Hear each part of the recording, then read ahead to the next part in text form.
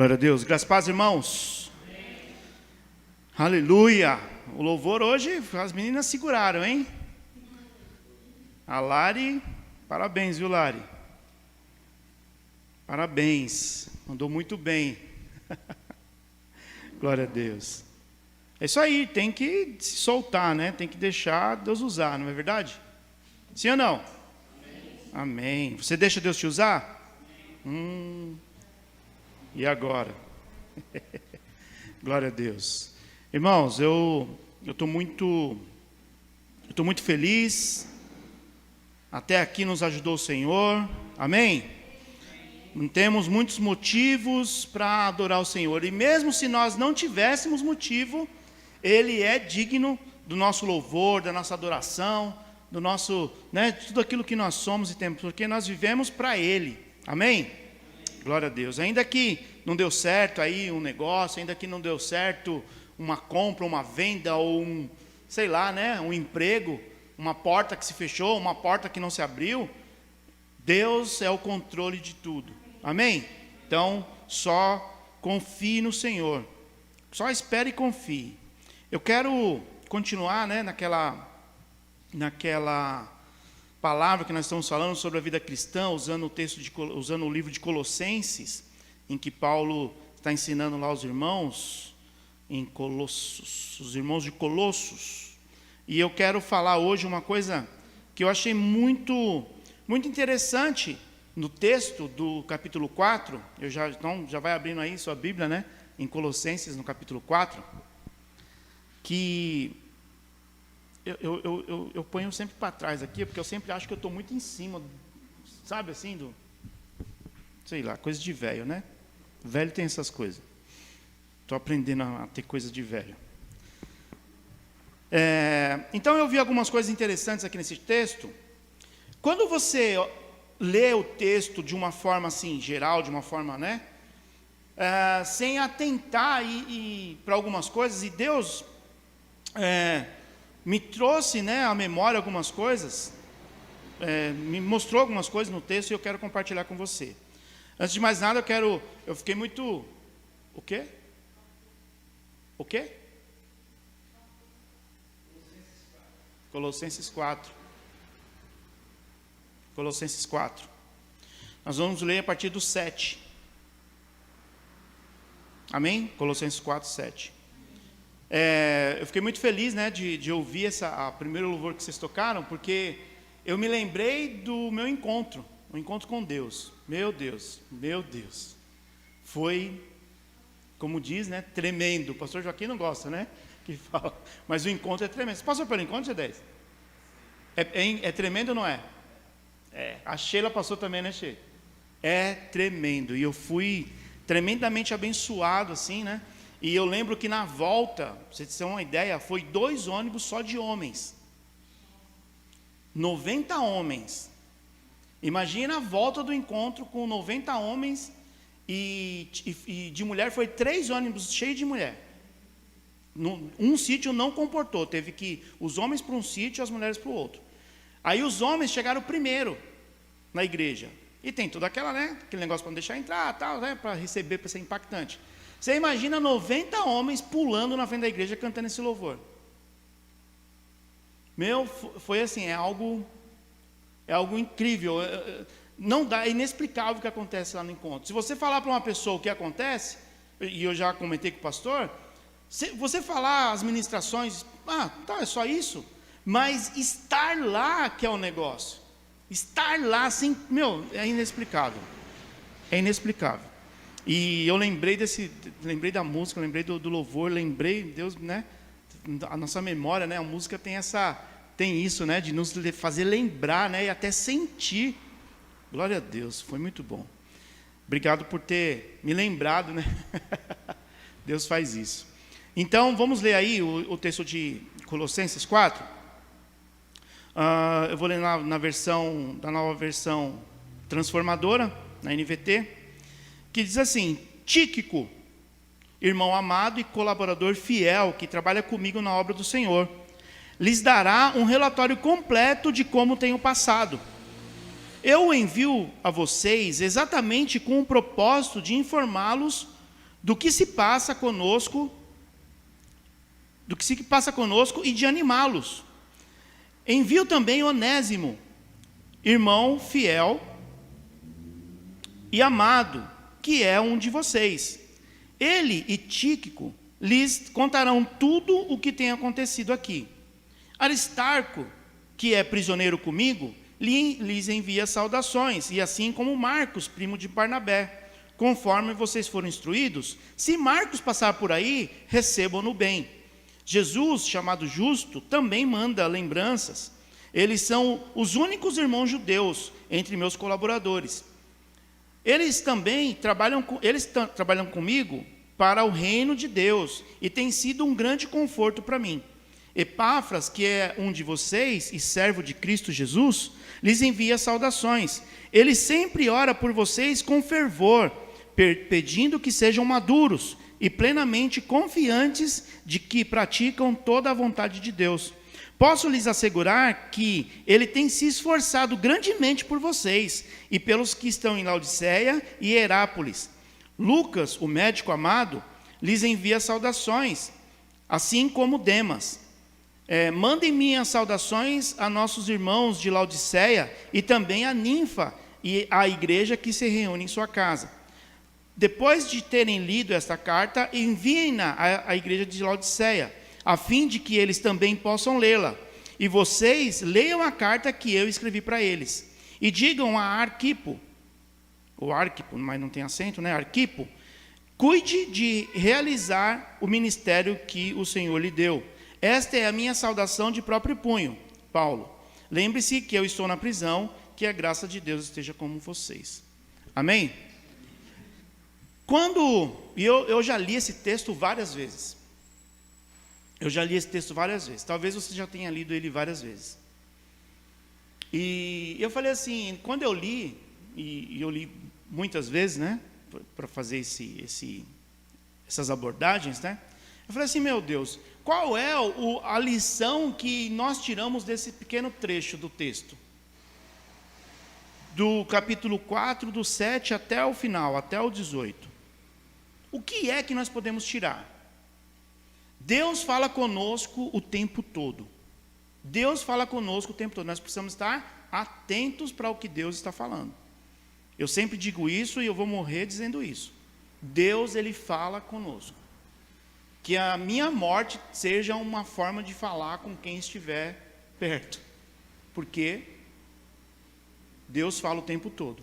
E Ele usa quem Ele quer, como Ele quer. E aqui Ele usou a vida do apóstolo Paulo para falar comigo. Uma carta enviada há tanto tempo atrás para um povo que eu não faço parte, mas chegou até mim, chegou até nós esse texto, né? Então nós temos lições para tirar desse texto, e eu tirei algumas lições e eu quero compartilhar com você. Então eu entendi, irmãos, aqui que a vida cristã ela não é solitária. A vida cristã ela não pode ser solitária. É uma característica do povo cristão. É a vida em comunidade. É a vida em comum. Que é viver aquilo que você está vivendo junto com outras pessoas. Isso é viver em comunidade. Comunhão é muito mais do que a gente participar dentro de um mesmo espaço. Na igreja, ou num clube, enfim. Comunhão é você participar do mesmo alimento junto com o seu irmão. Por isso que nós tomamos a ceia. É o mesmo alimento. Não é diferente. Para uns isso, é pão, e para outros é migalha. Para uns é bolacha, creme cracker, e para outro é pão italiano. Não, é o mesmo pão. É o mesmo cálice. É tirado do, né? Se fosse vinho, era tirado do mesmo, mas não, como é suco de uva, é tirado da mesma caixinha.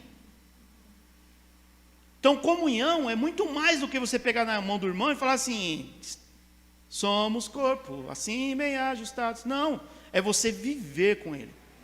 É você estar com ele, é você comer a mesma comida que ele, é você sentar na mesma mesa que ele.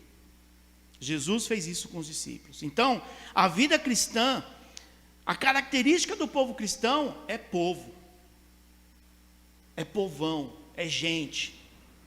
Não é andar só. Não é andar sozinho. É a vida em comunhão. Vemos nos evangelhos que Jesus era um homem que era, como diz, né, o sertanejo, né, o nortista. Jesus era rodeado de gente. Jesus, ele tinha muitas pessoas ao redor dele, pessoas que gostavam dele e pessoas que até não gostavam dele, mas tinha pessoas ao redor dele. Ele era rodeado de gente. Ele tinha muitas pessoas ali. Ele escolheu 12, mas ele tinha muitos discípulos, ele tinha muitos ali junto com ele. Ele era uma pessoa do povo. Ele não era uma pessoa que não gostava de andar no meio do povo. Não, ele andava. Lembra do episódio lá da mulher, do fluxo de sangue? O que diz o texto? Que eu imagino a rua, né? A rua devia ser uma rua estreita, né? E aí, todo mundo apertando e Jesus lá. Imagina o pessoal saindo da Praça da Sé, né? No metrô Sé. Sabe quando você sai do metrô? Você não quer descer na Sé, mas você vai... Gente, peraí, eu vou para o Anhangabaú. Você vai junto, né? Eu imagino mais ou menos isso. Jesus sendo apertado ali, né? E ele... Aconteceu toda aquela situação. Então, Jesus, com certeza, ele pegaria o metrô e não ia andar de carro... carro importado, de jatinho. Eu acho que ele ia viajar de econômica, para estar no meio do povo. Enfim, foi uma crítica construtiva. Espero, né? Você e apóstolo, homem de Deus, que quer luxo. O nosso Jesus, ele falava com todas as pessoas. Ele não fazia acepção de pessoas. Ele falava com judeu, falava com ímpio, falava com pobre, com rico, com todo mundo. Ele andava no meio do povo. E, salvo engano, a Bíblia cita poucas vezes que Jesus esteve só. Ele esteve só quando ele ia orar ao Pai.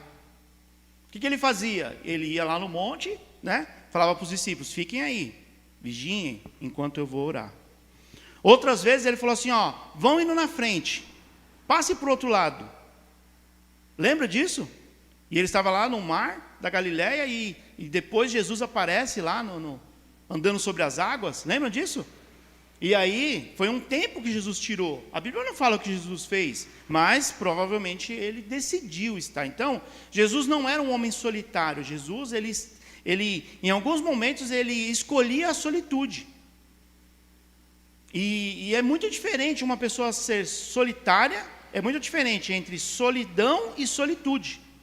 Solidão é aquilo que a pessoa não escolhe, ela é abandonada, morre todo mundo da família e a pessoa está solitária, ela tem solidão.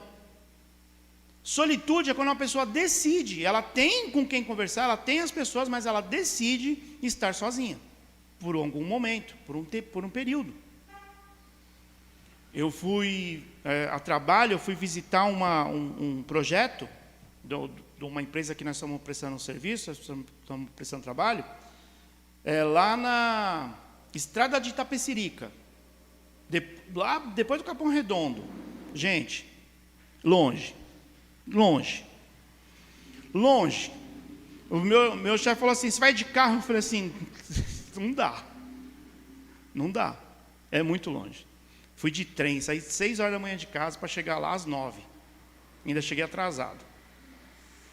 Mas lá é um lugar muito, meu Deus, que lugar é aquele? Parece um clube, né? Assim, um espaço, e eles têm 4 projetos sociais lá.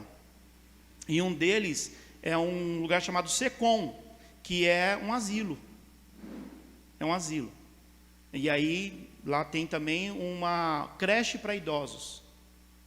Lá tem um projeto de música, que chama Criar e Tocar. E aí eu fui visitar, e eu lá no meio, né, dos idosos lá. E aí uma delas, e nessa creche de idosos, a gestora falando para nós que tem capacidade para 30 pessoas, mas só tem 15.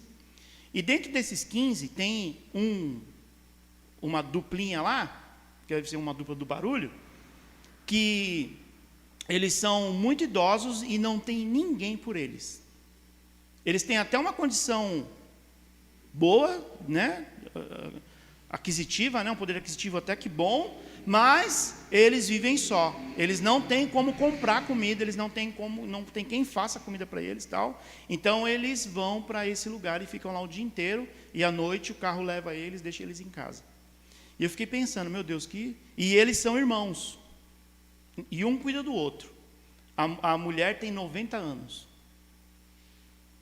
E eu falei, meu Deus, que vida, deve ser uma vida tão triste, né? Ela não falou se eles têm filhos, ou não falou nada disso, mas deve ser uma vida tão triste, né? E ainda bem que eles têm um ao outro, né? Mas deve ser tão triste. E eu pensando sobre solidão e solitude, muitas vezes nós precisamos de um momento. Eu preciso de um momento, não sei você, mas tem momentos que eu falo, não, eu preciso estar sozinho. Eu preciso estar sozinho, eu preciso ouvir meus pensamentos, eu preciso, sabe, refletir sobre algumas coisas, eu preciso estar só, eu preciso disso. Tem gente que não suporta, tem gente que tem que estar com gente do lado, não é assim? Tem gente que não, se eu ficar sozinho, eu entro em depressão, eu morro. E aí, né, não, eu preciso estar na muvuca, aí vai lá para 25 de março, vai atrás de gente, né? Aí já é doideira, né? Já é loucura. Mas tem gente que prefere, tem gente que gosta. Eu tenho momentos que eu preciso estar só. Jesus tinha os momentos que ele precisava estar só. E eram os momentos de oração.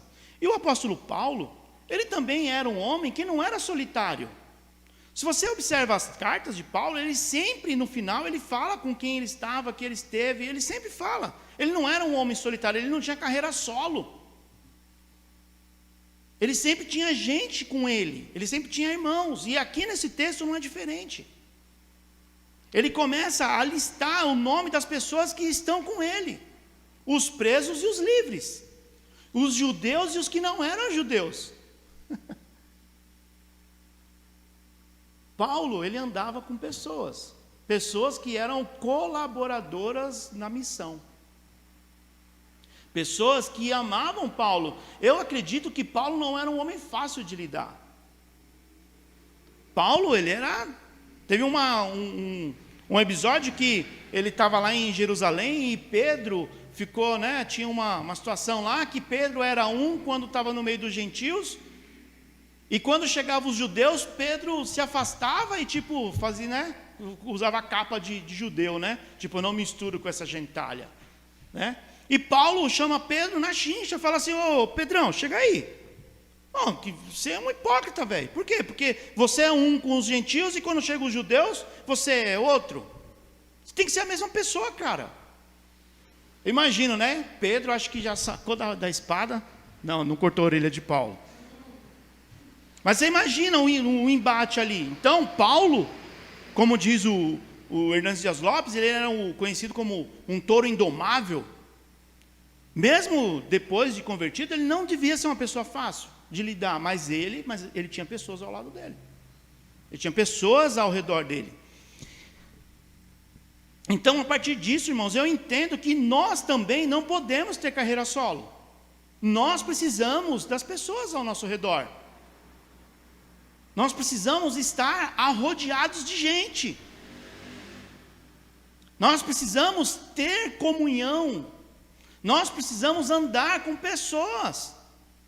Tem gente, ultimamente, que está preferindo andar com cachorro do que com filho. Porque põe o filho na creche e vai passear com o cachorro. Nós precisamos estar com pessoas. Não é para nós a questão de andar solitários. E sabe qual é uma característica da depressão? Eu sei isso porque eu já tive, e Deus está me curando. A primeira coisa que nós fazemos quando nós estamos em depressão é se isolar. A gente não quer ver gente. A gente se tranca no quarto, se tranca no sítio, na fazenda. Não quer ter contato com pessoas. E aí é só ladeira abaixo, irmãos. Quando eu estou irritado, né? Ou eu não quero, eu percebo que aquilo está me afligindo, vai me afligir, eu já corro para os pés da cruz. Eu já ligo para alguém, eu vou conversar com alguém, eu faço alguma coisa. Porque a depressão, ela quer te afastar das pessoas. Essa doença, ela afasta as pessoas. A pessoa fica enclausurada. E não adianta o pai, a mãe, o ir lá, não resolve. Então, nós precisamos andar juntos. Deus colocou algo em nós, no ser humano. Eu estava conversando com um jovem padawan, um jovem lá dos Estados Unidos, lá daquele que nós fazemos as lives lá, e eu falei para ele, Deus colocou em nós uma coisa chamada interdependência, e nós precisamos levar isso a sério.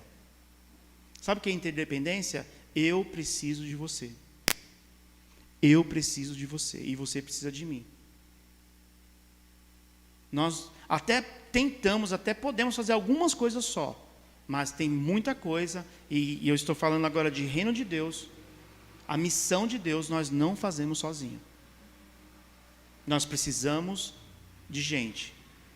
Eu tenho uma interdependência de você. Eu preciso de você. Eu preciso de você que está me ouvindo. Eu preciso de você que anda, que me suporta. E eu suporto você. O suportar não é, droga, que vou suportar esse cara. Não, é suportar, é dar suporte. Nós precisamos disso, Deus colocou isso. E aí, meu irmão, eu te digo o seguinte, que você só é completo comigo. E eu só sou completo com você. Deus fez isso. Deus, Ele quis assim. Sabe por quê? Você imagine um cara que tenha todos os dons e não precisa de ninguém. Imagine o nojo que ia ser. Teve um homem que tinha todos os dons, tinha todo o poder, e mesmo assim ele escolheu andar com pessoas. Ele era perfeito. Um homem perfeito. Jesus. E ele decidiu andar com pessoas. Ele disse, vai ensinar, vai fazer discípulo. Tudo isso que eu vos ensinei, vai e ensina para os outros, vai fazer. Enquanto você vai ensinando, vai batizando, vai fazendo discípulos. Ou seja, tenha pessoas à sua volta. É isso que ele está dizendo. Ninguém faz a obra de Deus em carreira solo. Amém? Tudo bem até aqui? Estão comigo? Glória a Deus.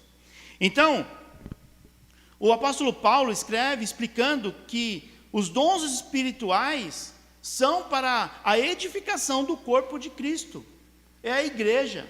Então, eu já disse isso, que Deus nos dá dons. E os dons não é para meu benefício, os dons é para o benefício do outro. É para a edificação da igreja. É para a construção da igreja. Então, quanto mais pessoas nós tivermos numa igreja, mais fácil deve ser o trabalho.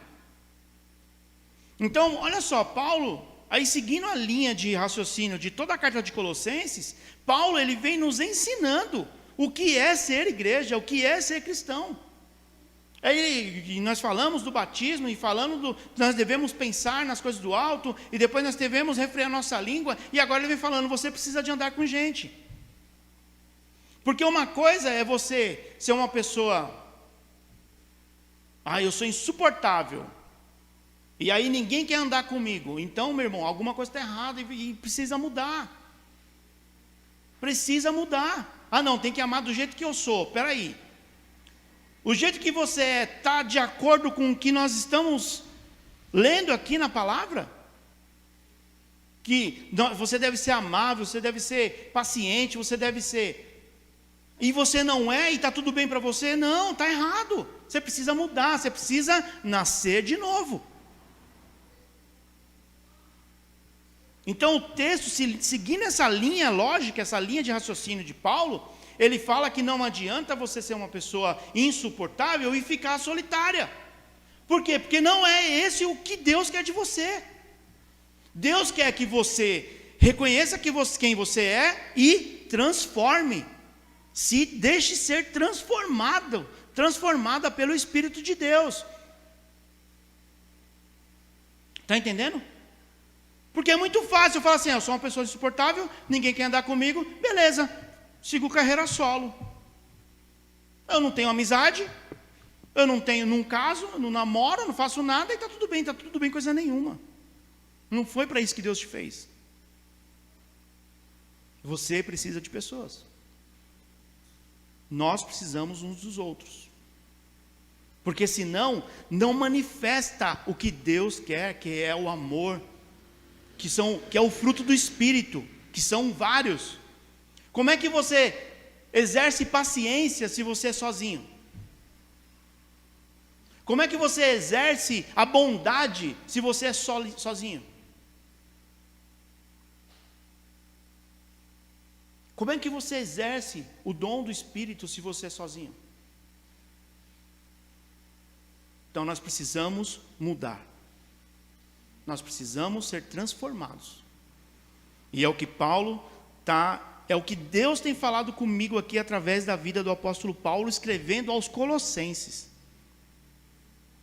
Paulo, ele fez uma simples as considerações finais aqui da sua carta. Mas Deus é tão maravilhoso que Ele usa considerações finais e saudações de um apóstolo para nos ensinar. Eu aprendi isso aqui, de que Deus não nos fez para ser sozinhos. Quando você vai lá para Gênesis 18, Deus decide fazer uma companheira para Adão. Olha só o que ele diz.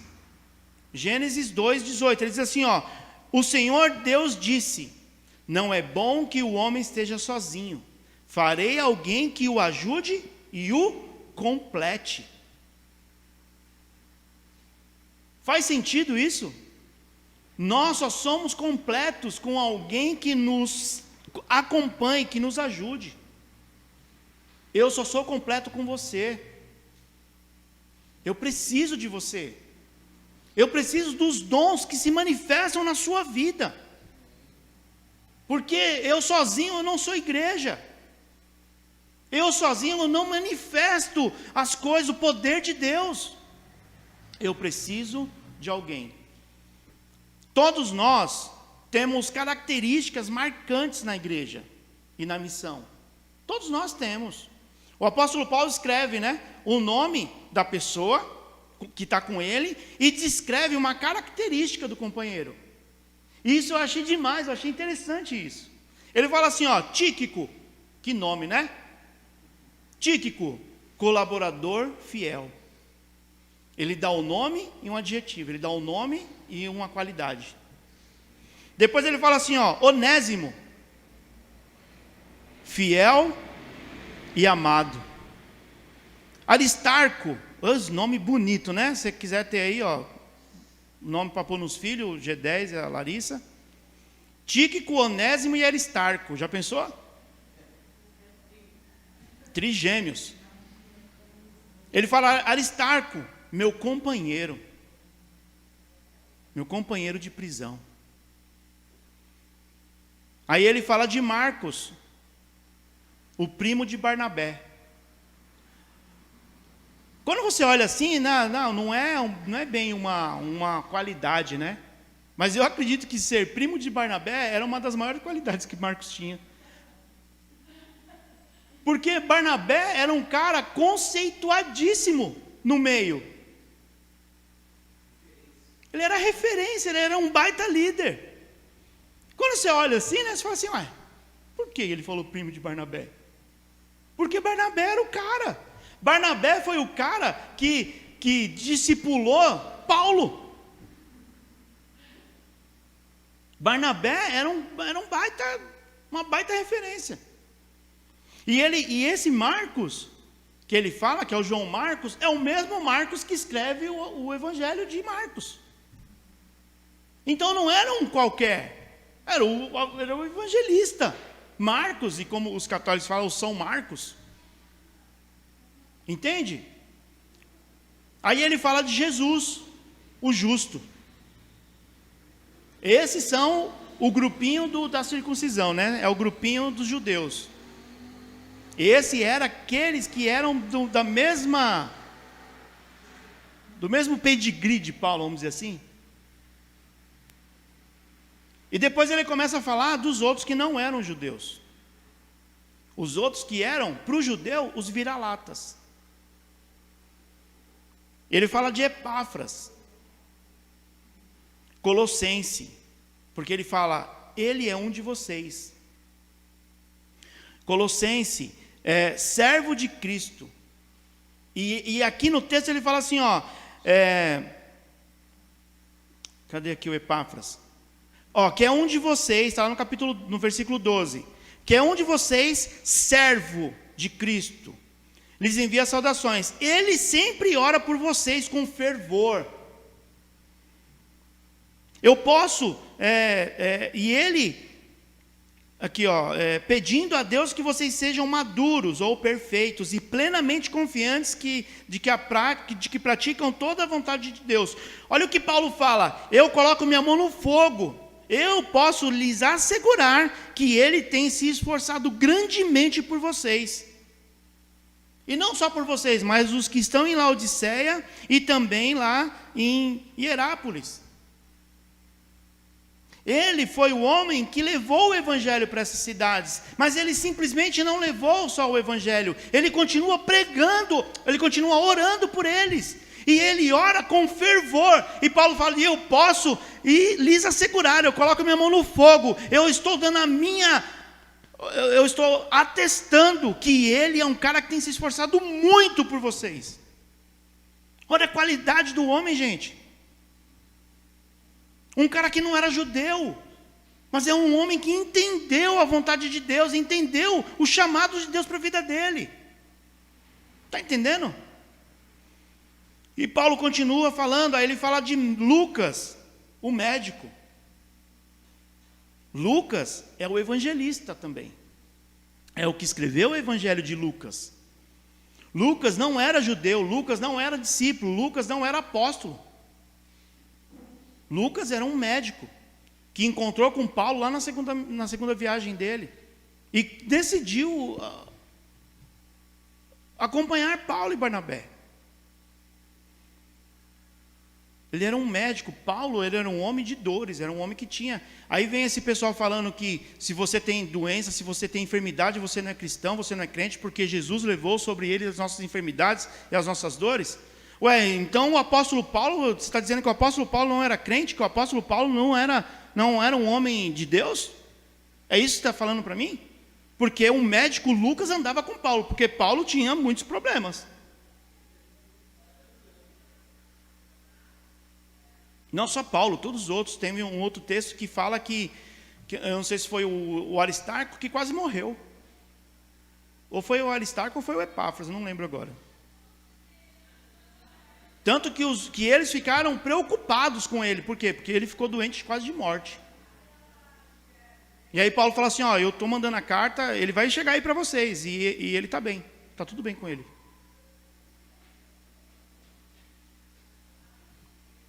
E aí ele fala de Demas. Esse Demas aqui, ele não dá não fala muito, né? Não dá uma qualidade para Demas.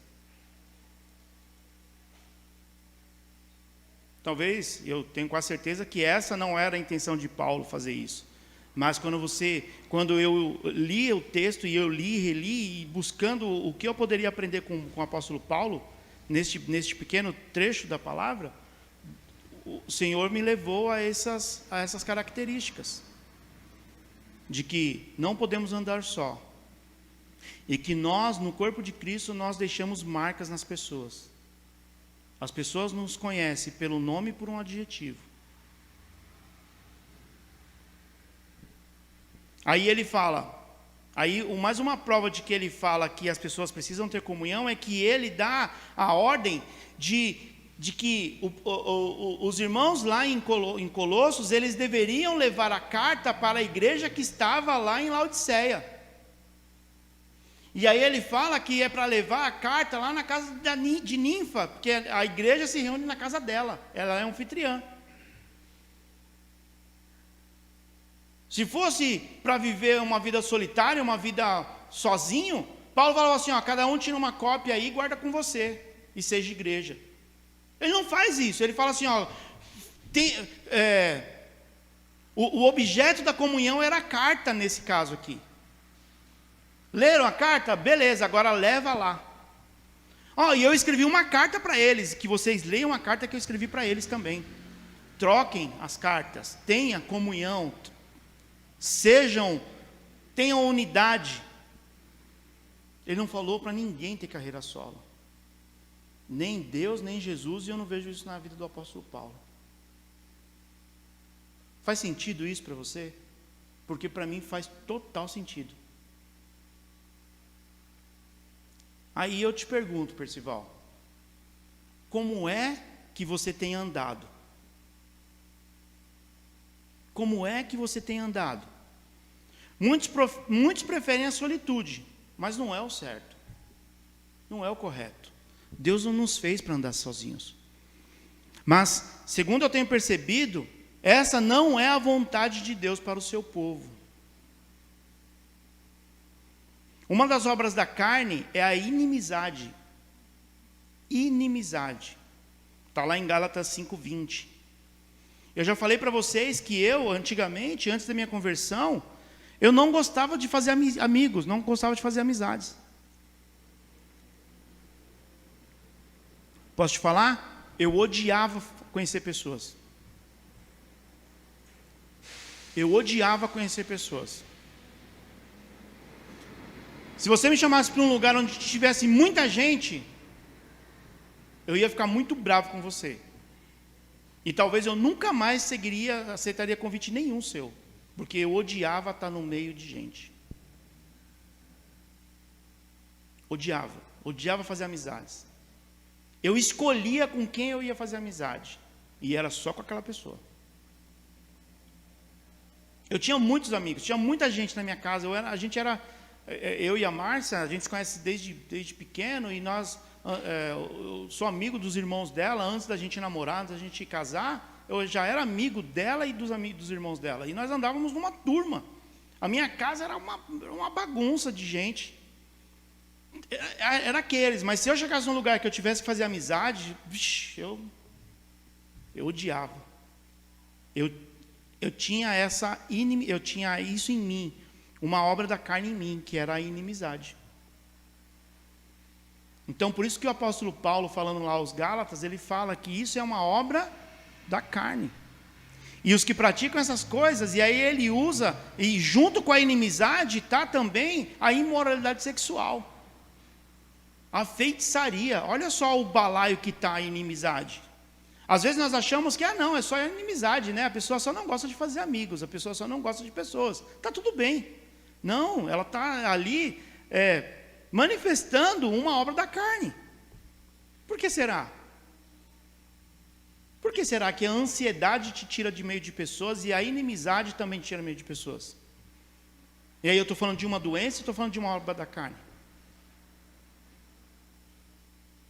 Talvez, e eu estou pensando aqui, seja a influência de Satanás para que você não tenha amigos, para que você viva só, para que você não precise de ninguém, porque afinal você é autossuficiente.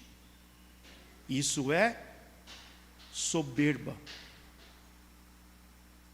isso é orgulho, não vem de Deus, não vem de Deus. Precisamos uns dos outros.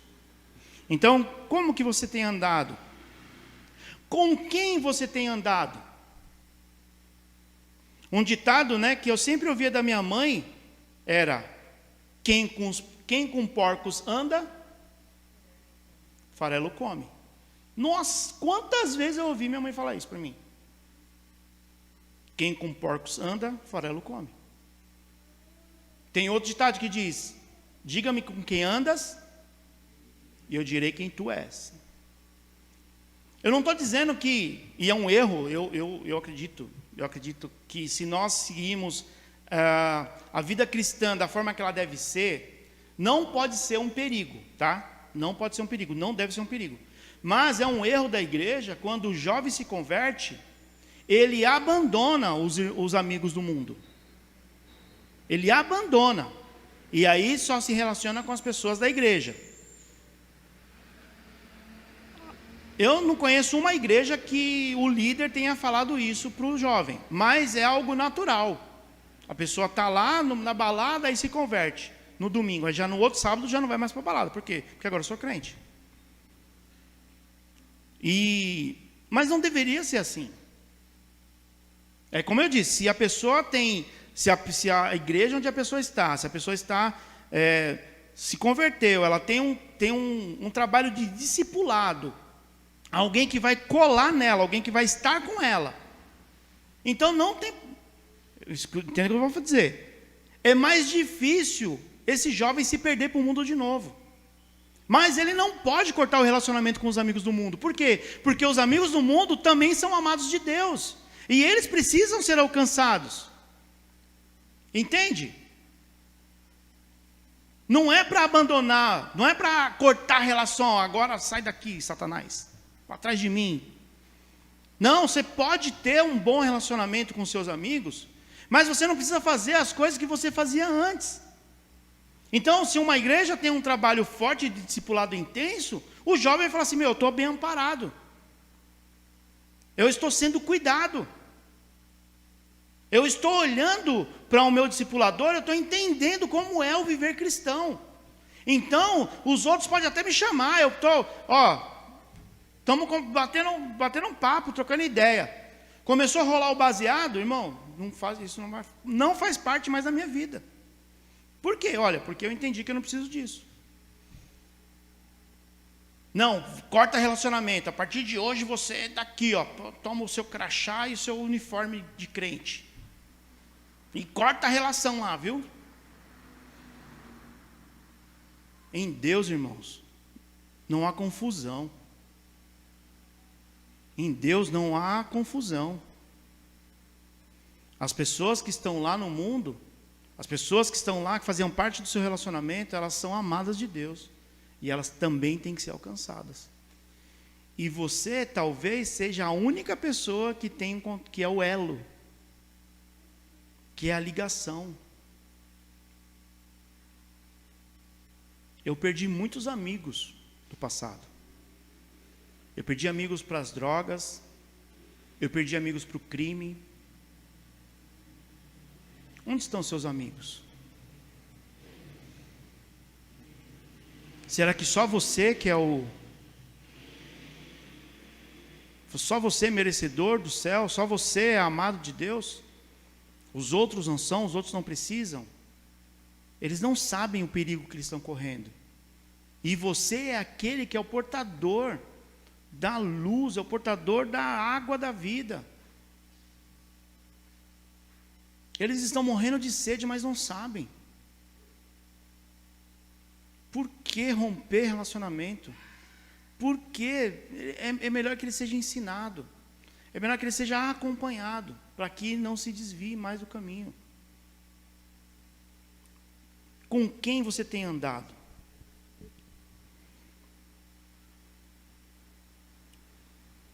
Terceiro, qual ou quais qualidades, quais adjetivos você tem usado para os irmãos que andam com você?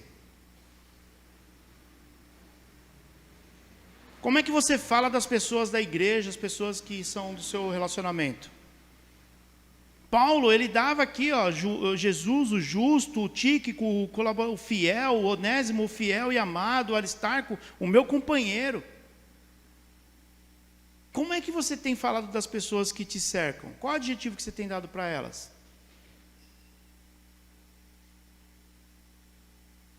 Como é que você fala das pessoas que te cercam?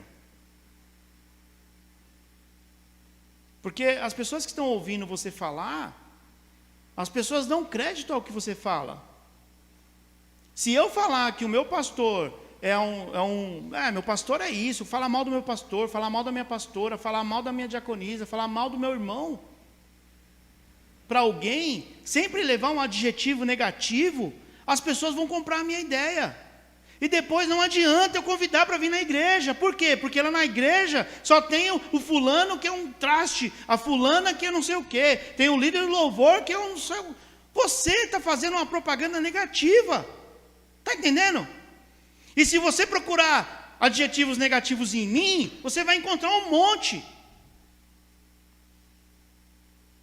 Você vai encontrar vários. Quer que eu comece a listar aqui? Não precisa, né? Nós precisamos encontrar Jesus nas pessoas. Eu já falei isso.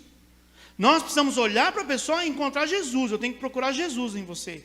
Porque a Bíblia diz que se os meus olhos são maus, todo o meu corpo é treva.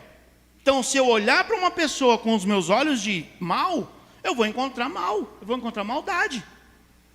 Mas se eu olhar com os olhos bons, que é o que a Bíblia nos encoraja a fazer, eu vou ver coisas boas, eu vou ver Jesus em você.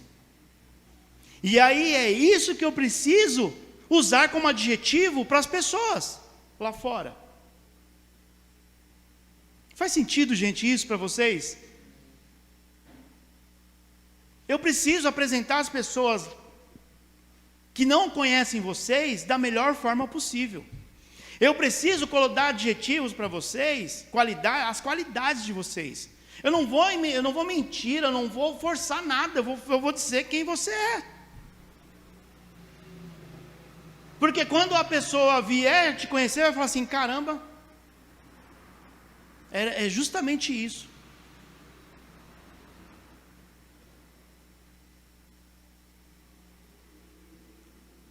Você usa adjetivo positivo, como Paulo usou no texto, ou não? Eu quero que você seja o mais honesto possível agora. Não seja gentil. Não seja gentil, seja o mais honesto possível. Escolha uma pessoa que está aqui agora, uma pessoa aqui. E diga para ela como que você apresentaria ela para uma outra pessoa. Como você falaria dela para outra pessoa. Qual é a qualidade que você vê nessa pessoa? Você pode fazer isso? Da forma mais honesta. Sem querer ser gentil, sem querer ser... Você pode fazer isso? Escolher uma pessoa agora e fazer isso? Fale o nome e a qualidade da pessoa. A qualidade que você vê. Um adjetivo que você vê. Um adjetivo positivo. Porque se você procurar negativo, você vai encontrar muito mais.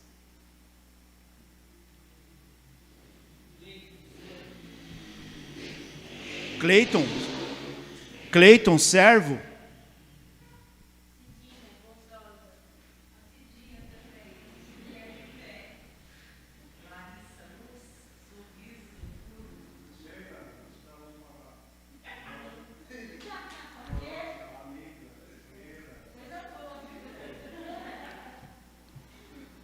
Amém. Faz um parzinho, né? Um parzinho de 2. Vamos lá, gente.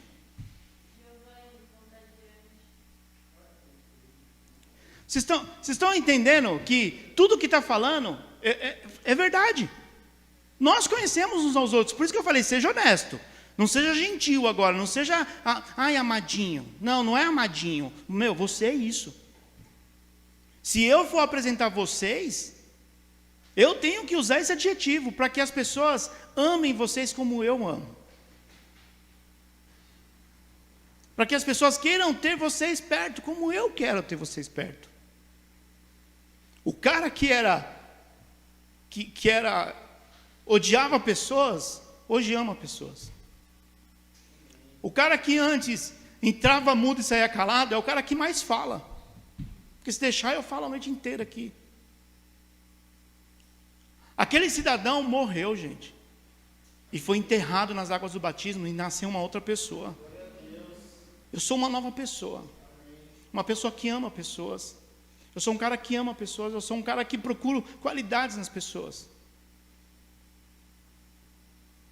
Eu gosto de estar com gente, eu gosto de estar enturmado. Às vezes eu quero correr. Às vezes eu quero estar só. Às vezes eu quero, sabe, sair no mundão afora aí. Mas às vezes eu quero estar junto. Às vezes eu quero uma muvuca. O que mais nós sentimos falta nessa pandemia, quando começou a pandemia, o que foi?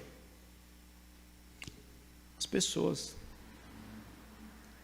Hoje nós sentimos qual a falta que faz um abraço, porque nós não podemos abraçar. Deus nos criou para viver em comunidade, para viver em muvuca. No céu vai ter gente, o céu vai estar povoado de gente, não é de coisas, nem de bichos, nem de nada disso. O céu vai estar cheio de gente, porque foi para isso que Jesus morreu naquela cruz, para resgatar o perdido. Que você busque amar as pessoas, sem acepção, sem escolher. Ame a todos. Tem uns que são mais chegados que irmão, né? Provérbios 17. Tem alguns que são mais chegados do que irmãos. E tudo bem. Mas que nós amemos uns aos outros. E suportemos uns aos outros em amor. Amém? Vamos orar? Pastor, ora aqui por nós, por favor.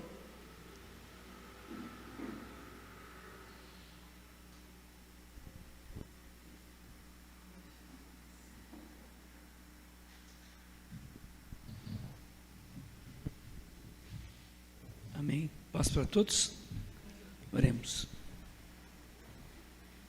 Muito obrigado, Senhor. Muito obrigado por esta palavra que veio de encontro aos nossos corações e às nossas necessidades.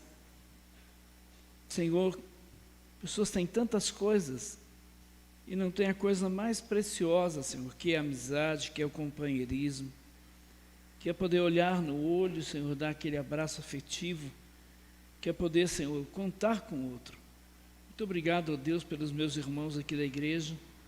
Muito obrigado, Senhor, pela vida de cada um, que o Senhor esteja nos unindo cada dia mais, que o Senhor esteja colocando, ó Deus, nos nossos corações, amor verdadeiro, Senhor, amor mesmo com as nossas diferenças, mesmo com as nossas divergências, nós queremos que o Senhor nos encha de amor.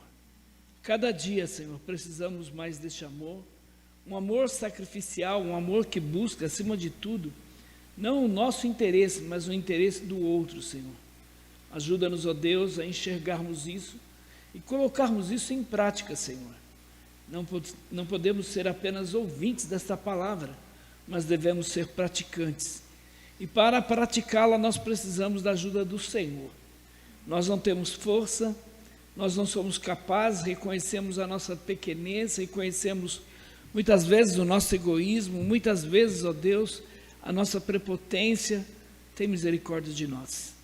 Tem misericórdia de nós, nos auxilia, nos fortalece, nos abençoa.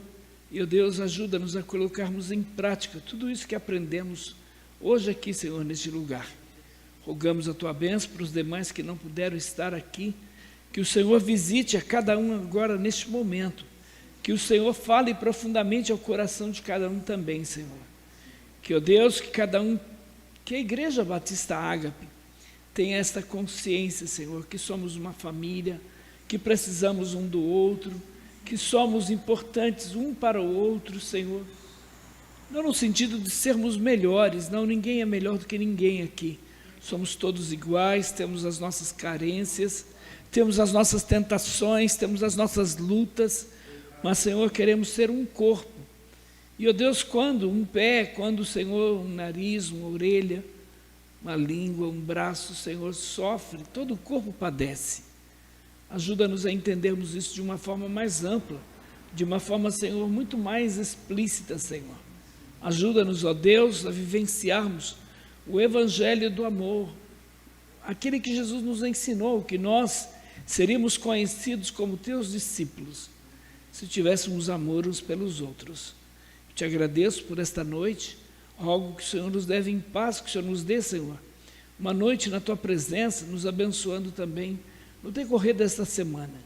Rogamos a Tua bênção, te agradecemos por tudo, em nome de Jesus. Amém. Amém, queridos?